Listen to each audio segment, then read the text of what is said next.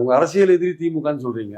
இந்த திமுக ஆட்சியில் நடக்கிற சட்டம் ஒழுங்கு பிரச்சனை, அல்லது போதை மருந்து பிரச்சனை, அல்லது வேறு பிரச்சனைகள், வாக்குறுதிகள் நிறைவேற்றாது போன்ற விஷயங்கள், இதெல்லாம் நீங்க எடுத்து பேசுறது, கள்ளச்சாராய பிரச்சனை, இதெல்லாம் நீங்க எடுத்து பேசுறதுல ஒரு அர்த்தம் இருக்கு.